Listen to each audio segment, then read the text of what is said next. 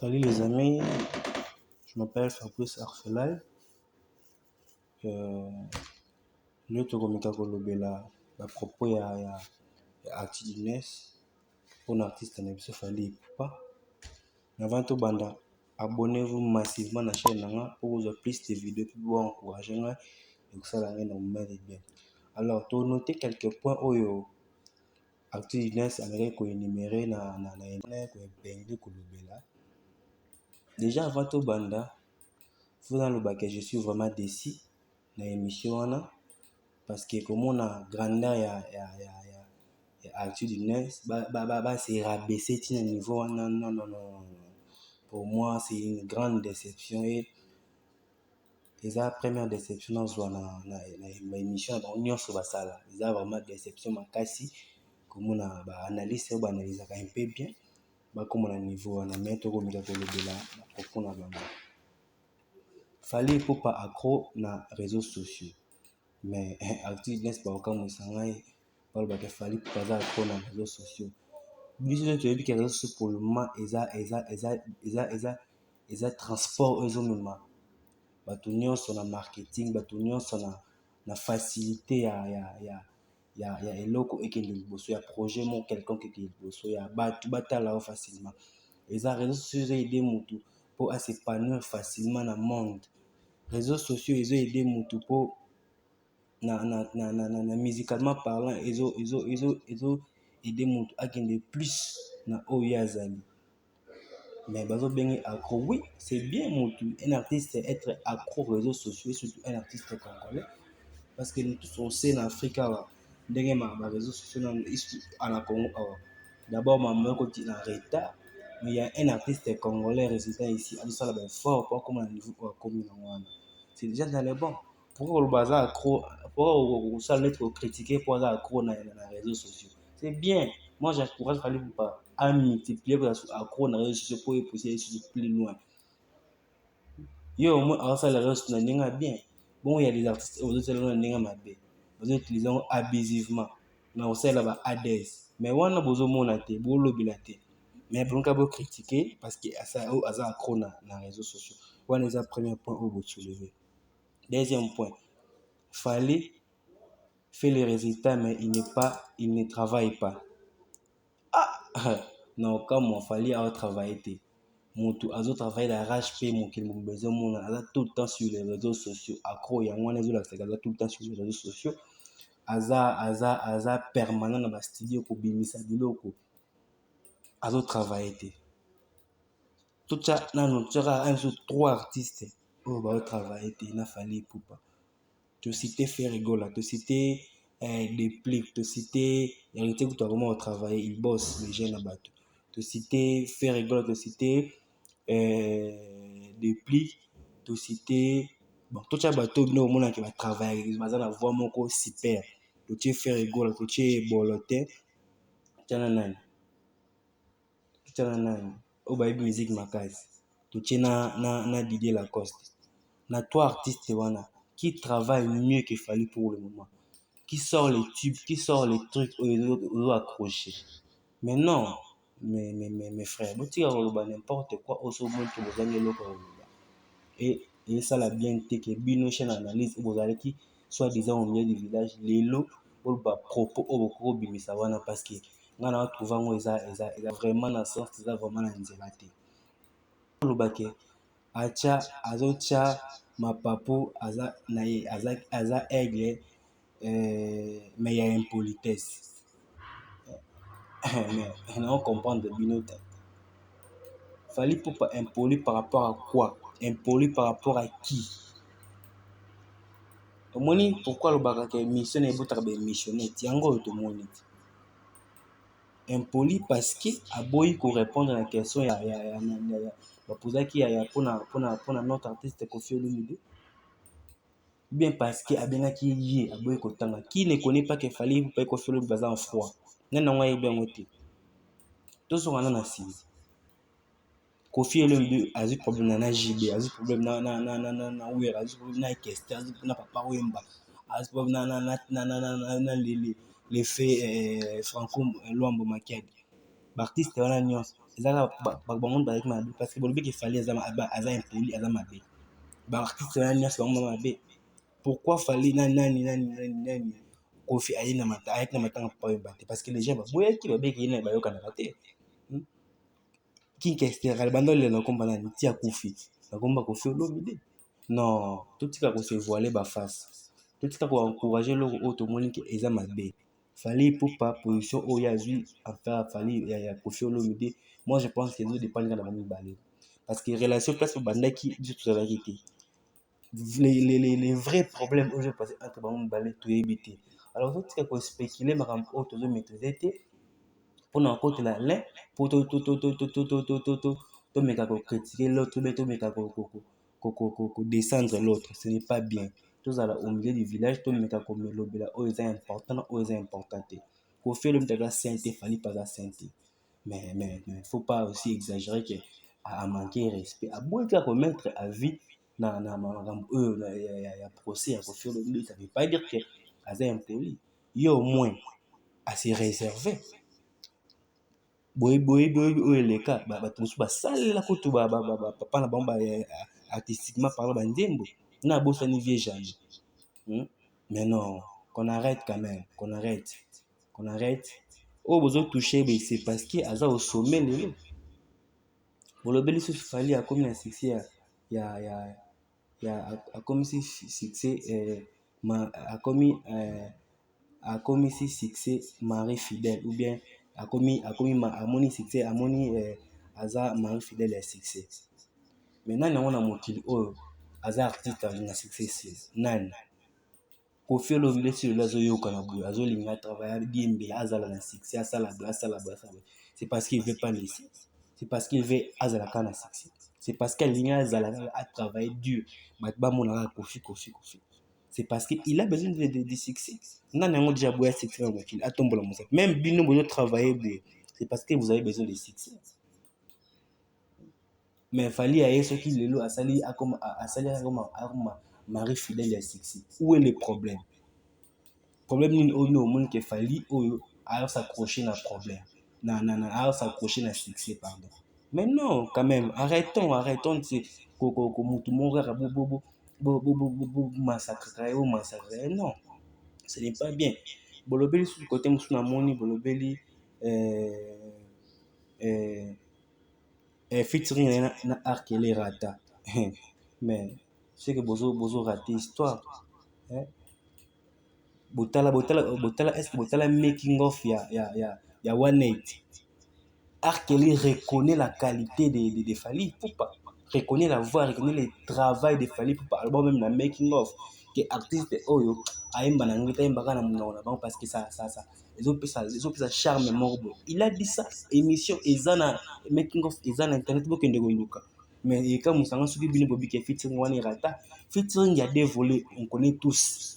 Featuring il faut accrocher na son accrocher na nyonso mais du succès. Featuring pour la succès et pour accrocher na nyonso mibale et du succès.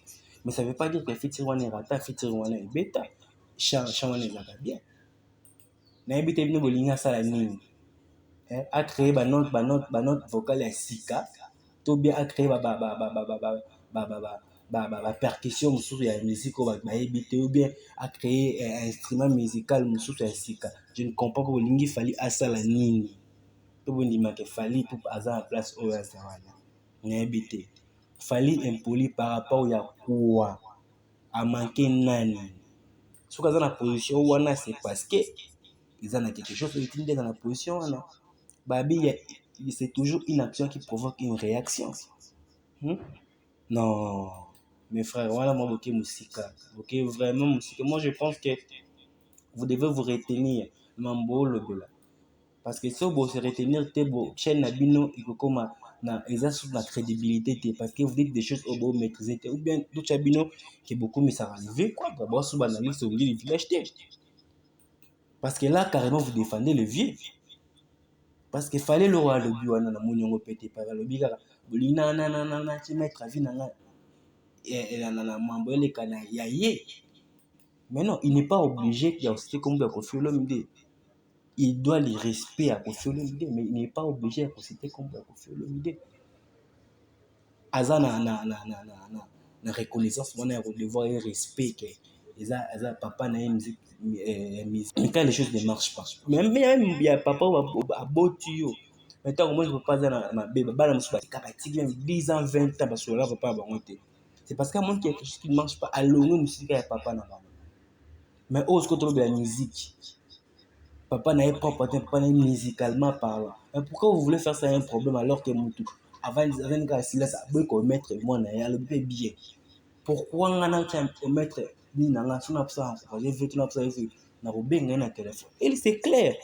Parce que vous voulez que tout se passe sur les réseaux sociaux. L'union sort, pas même les réseaux sociaux. Pour vos occasions les sous.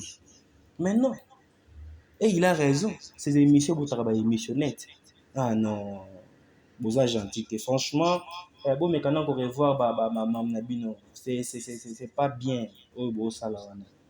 Et bon, le but, succès a fallu, ils ont créé ou ils ont artificiel. Mais on comprendre Nabino t'es artiste. Rebo revoir l'émission Nabino. Beau revoir l'émission Nabino. Bah écoute, statistique oh bocha nyonso oye ba écoute na ba Spotify na ba Deezer na ba iTunes. Faut vous revoir yango. Vous revoir yango côté pour comprendre que non. Vous en avez tort. Mutu oyo a fabriqué la succès, mutu oyo c'est artificiel. Mais mutu là vous gagnez ba contrat. Vous avez ba concert par-ci par-là. Mais non. Franchement. Botala la ba internet botala. Donc ba concert wana eza falsifié qui a somba ba concert. N'tabete ba concert ya ba 1 million de francs CFA. Botala katati. Avant de dire quelque chose botala succès eza créé eza bon tu accordé bon YouTube mutumo ko somba 50 ça la 50 compte. Mais papa wana deux numéros. Jamais Google Gmail peut vous permettre un numéro, mais on a plus ou moins 10 comptes. Jamais impossible. Mais on a 2-3 numéros. Comment on commence 50 comptes? Tu dois réfléchir. Mais non, franchement. Maintenant, quand vous avez mais c'est comme si vous ne réfléchissez pas. Google a permis. C'est impossible. Le numéro, c'est 8 comptes à signaler avec un numéro où vous utilisez dans votre compte. C'est palpable, allez vérifier sur Gmail. Ce qu'on a 3-4 comptes, 5, 6e compte, 7e, même 10e. C'est parce qu'il estime que le même numéro est qu'on a un compte belité. Mais vous venez, vous maîtriser. Et mon peut avoir 50 comptes, ce qui est a 5 numéros. Mais non. Et puis, à savoir, c'est que si vous créez compte Gmail et que vous installez la montée, directement mamunyoso o s'abonner à Gmail alongola kango et nini plateforme YouTube alongola ba miloko ya ba attribution o pesa pas mutu abonnement o ba vie alongola kango nyonso. Mais est-ce que vous n'avez pas fallu? Mais non, faut maîtriser. Si vous maîtriser monde actualité, boutique bo vendre bo sala misala mususu.